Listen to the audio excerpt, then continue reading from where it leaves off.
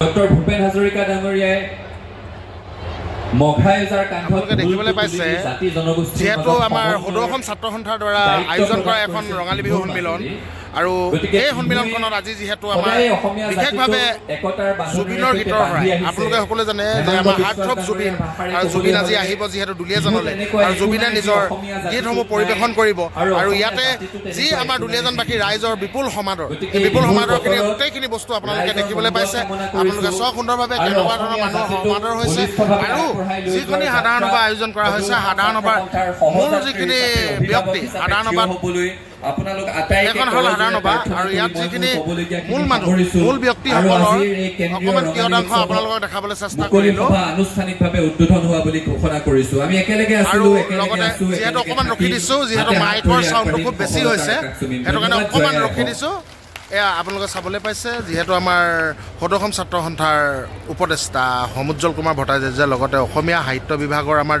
ডিব্ৰুগড় বিশ্ববিদ্যালয়ৰ আপোনাৰ Satyakam Borthakur sir doctor Satyakam Borthakur আৰু লগতে আমাৰ সদৌ অসম ছাত্ৰ সন্থাৰ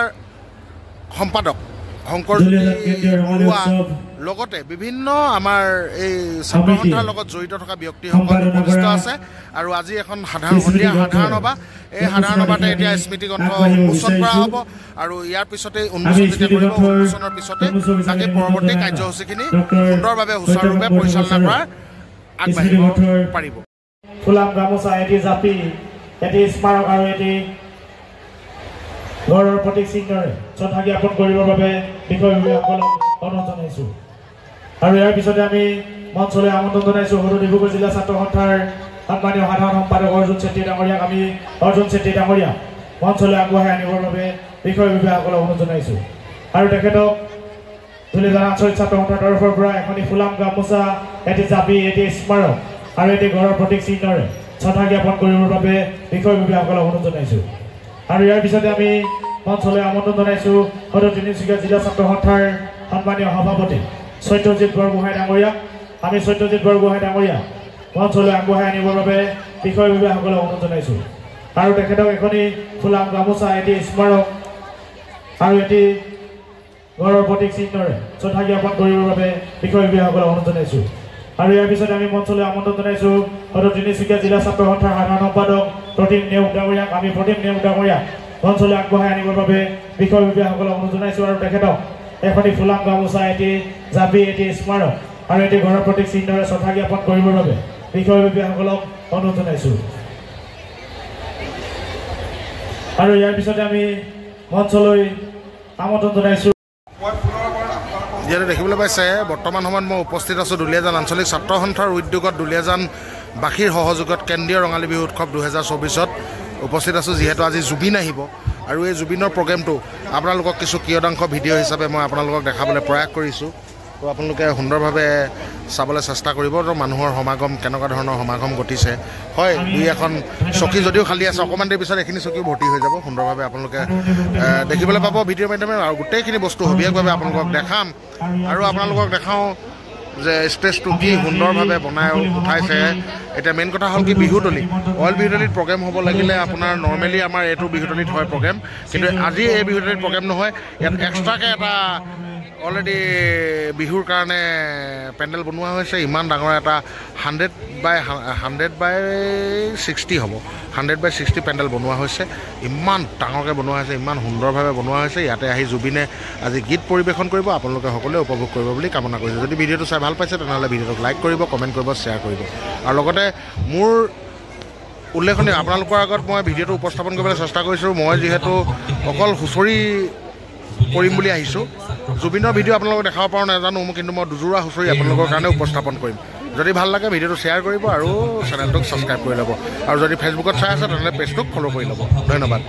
আমি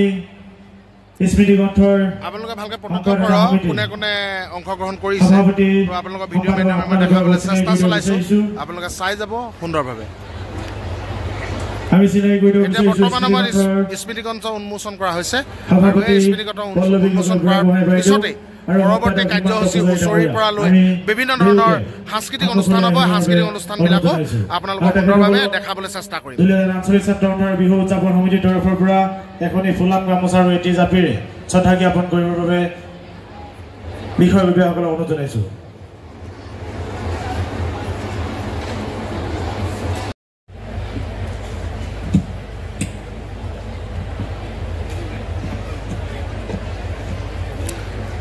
যিহেতু স্মৃতিগ্ৰন্থ উন্মোচন কৰিছে সমুজ্জ্বল কুমাৰ ভট্টাচাৰ্য ডাঙৰীয়া, ডক্টৰ সমুজ্জ্বল কুমাৰ ভট্টাচাৰ্য, আৰু আগবঢ়াই দিছে ডক্টৰ সত্যকাম বৰঠাকুৰ ছাৰে। আৰু আপোনালোকে দেখিবলৈ পাইছে ইয়াত যিহেতু উন্মোচনৰ যিটো প্ৰক্ৰিয়া চলি আছে অলৰেডি আপোনালোকে দেখিবলৈ পাইছে।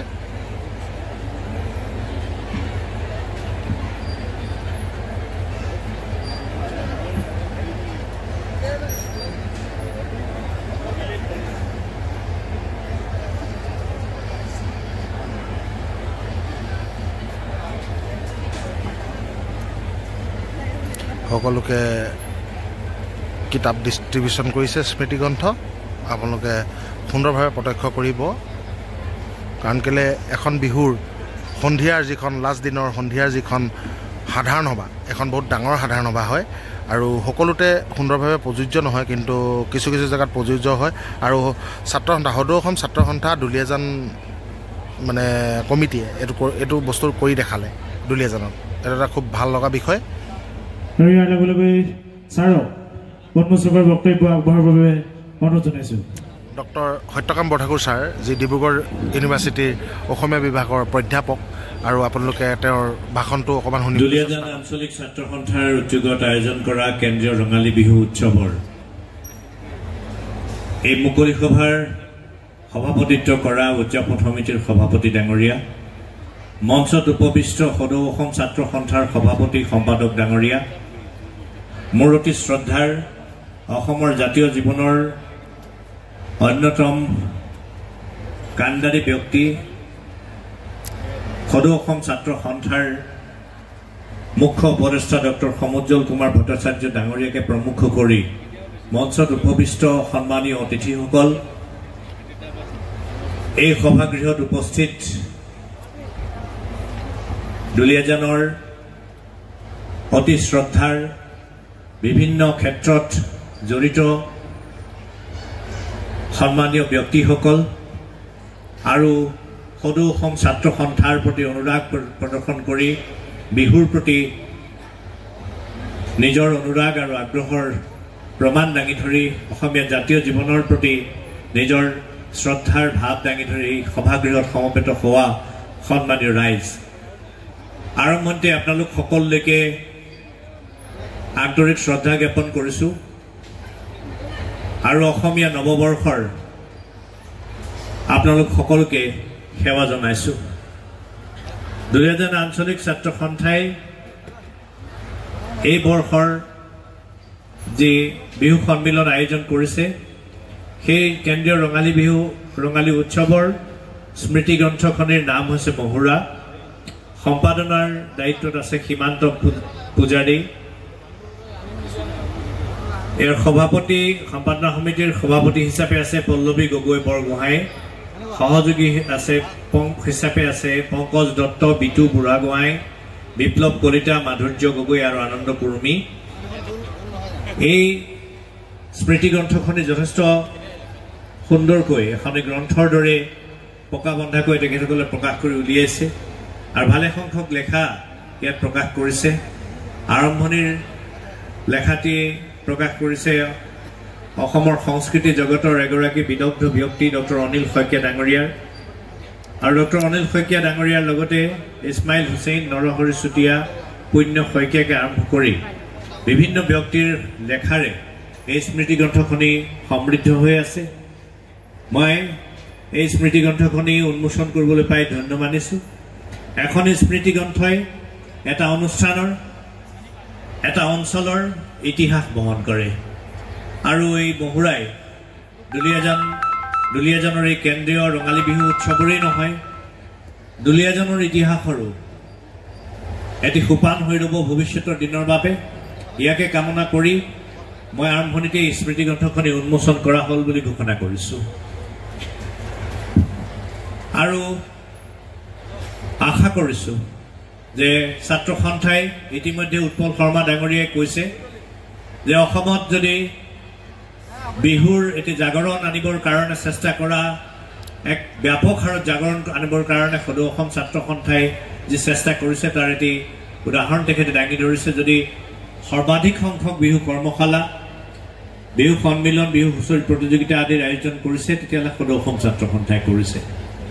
আৰু সদৌ অসম ছাত্ৰ সন্থা হৈছে এতিয়া এনেধৰণৰ অনুষ্ঠান যিটো অনুষ্ঠানে সুদীৰ্ঘ দিন ধৰি অসমীয়া জাতীয় জীৱনৰ বিভিন্ন সময়ত অসমীয়া জাতীয় জীৱনৰ সমৃদ্ধি আৰু বিকাশৰ কাৰণে অসমীয়া জাতীয় জীৱনৰ সংকটৰ মুহূৰ্তত ত্ৰাণকৰ্তাৰ দৰে ভূমিকা পালন কৰি অসমীয়া জাতিৰ জীৱনক আগবঢ়াই নিবৰ কাৰণে বদ্ধপৰিকৰ হৈ সংকল্পবদ্ধ হৈ কাম কৰি গৈছে। গতিকে সদৌ অসম ছাত্ৰ সন্থাই এইদৰে বিহু সন্মিলনীৰ আয়োজন কৰি অসমীয়া সংস্কৃতিৰ এই সোপান্তিক, অসমীয়া সংস্কৃতিৰ এই গুৰুত্বপূৰ্ণ অনুষ্ঠানটিৰ গইনালৈ অসমীয়া মানুহক একত্ৰিত কৰাৰ যি আয়োজন কৰিছে সেই আয়োজনৰ কাৰণে সদৌ অসম ছাত্ৰ সন্থা ধন্যবাদৰ পাত্ৰ। বিহুৱে অসমীয়া জাতীয় জীৱনৰ ইতিহাস বহন কৰে। বিহুগীতৰ প্ৰতিটো শাৰীতে অসমীয়া সমাজ জীৱনৰ ইতিহাসৰ সমল লুকাই আছে। অসমীয়া জাতীয় জীৱনে কি ধৰণেৰে সমৃদ্ধি আৰু বিকাশ লাভ কৰিছে তাৰ প্ৰতিটো উদাহৰণ বিহুগীতৰ মাজত সোমাই আছে। আৰু মাত্ৰ সিমানেই নহয়, বিহুগীতে অসমীয়া অৰ্থনীতি,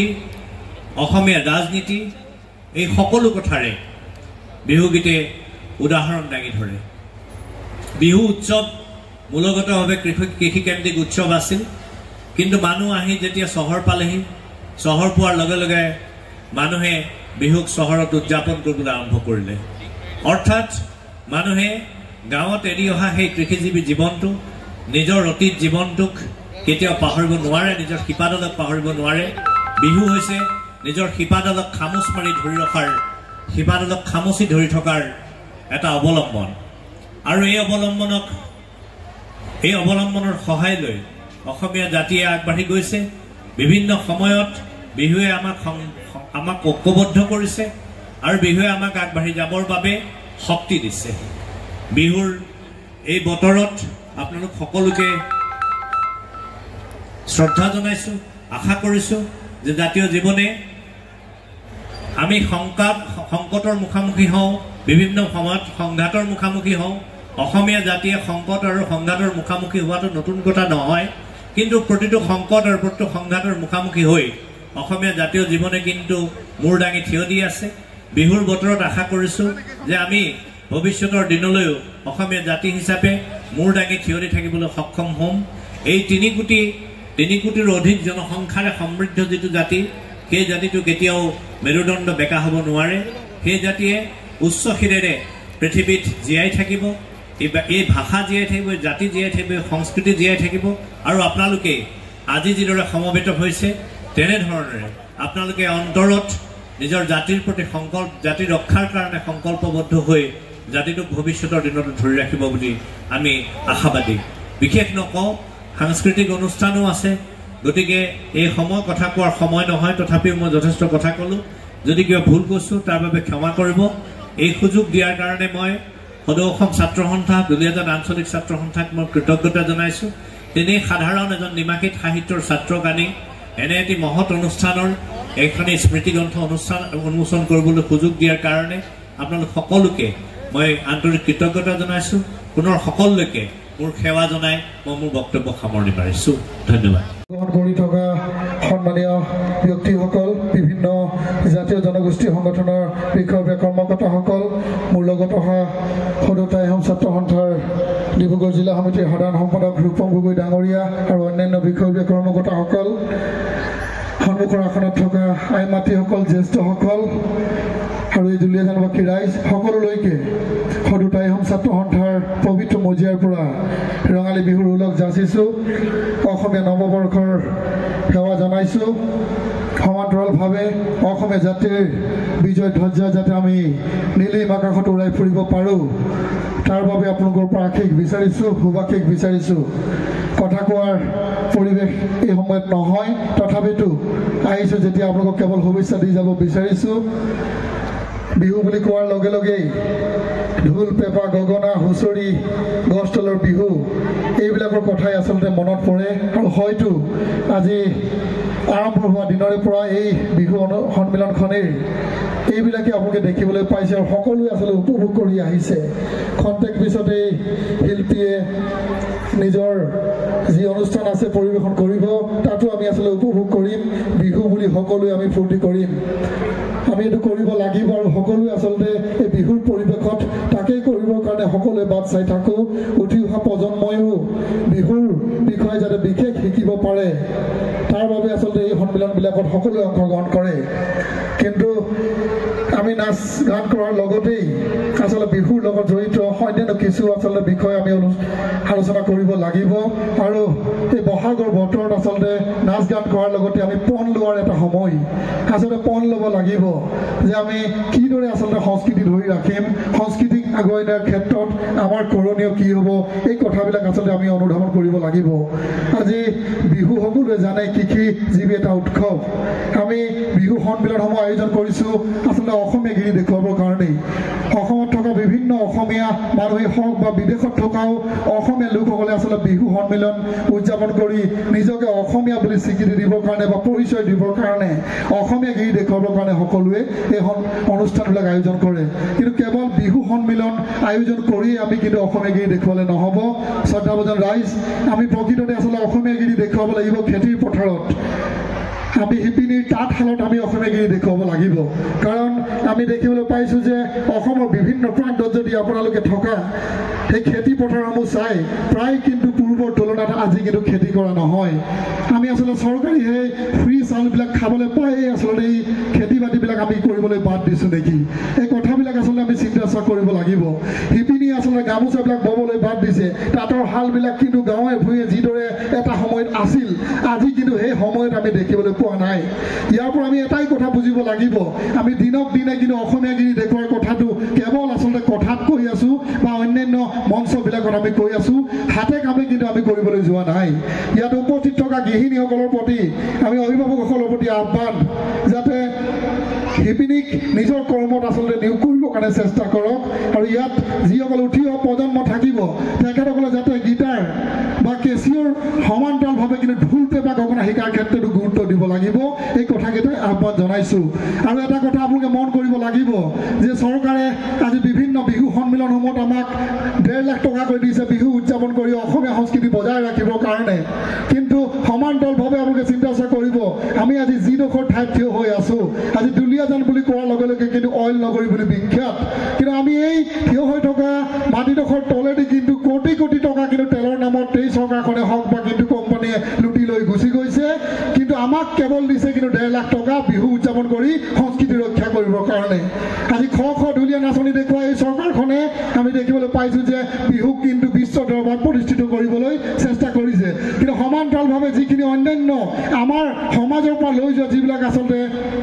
নিয়ম নীতি কৰি যিবিলাক আচলতে উৎসৱ পাৰ্বণ দেখুৱাব লাগে সেইবিলাকৰ ক্ষেত্ৰত কিন্তু কৰণীয় বিশেষ কৰিছে বুলি আমাৰ মনে ধৰা নাই গতিকে শ্ৰদ্ধাভাজন ৰাইজ আমি আমাৰ যিখিনি কৰণীয় আছে আমি কৰি যাব লাগিব আৰু আমাৰ সম্পদেই হওক বা আমাৰ সংস্কৃতি যদি কোনোবাই ইয়াৰ পৰা যদি চুৰ কৰি নিবলৈ হওক বা ইয়াৰ পৰা যদি উঠাই অন্য ঠাইত প্ৰতিষ্ঠা কৰিবলৈ যায় তেন্তে আমি কিন্তু কেতিয়াও ক্ষমা কৰিবলৈ নোৱাৰিম এই কথাটো আপোনালোকে উপলব্ধি কৰিব লাগিব আজি যিদৰে বিহু সন্মিলন উপভোগ কৰিবৰ কাৰণে হাজাৰ হাজাৰ ৰাইজ দুলীয়াজানত উপস্থিত হৈছেহি প্ৰতিজন ৰাইজৰ প্ৰতি আহ্বান যে যেতিয়া জাতিৰ সংকটৰ বেলিকে আহিব আপোনালোকে যাতে এইদৰে থিয় হৈ জাতিক ৰক্ষা কৰিবৰ কাৰণে সকলোৱে আগবাঢ়ি আহে এই আহ্বান জনাই আজি পুনৰবাৰ আপোনালোকক বিহুৰ শুভেচ্ছা জনাই আৰু এটা সুন্দৰ অনুষ্ঠান আয়োজন কৰাৰ বাবে দুলীয়াজান আঞ্চলিক ছাত্ৰ সন্থাক কৃতজ্ঞতা জ্ঞাপন কৰি মোৰ ক'বলগীয়া সামৰিছোঁ ধন্যবাদ ৰং বৈ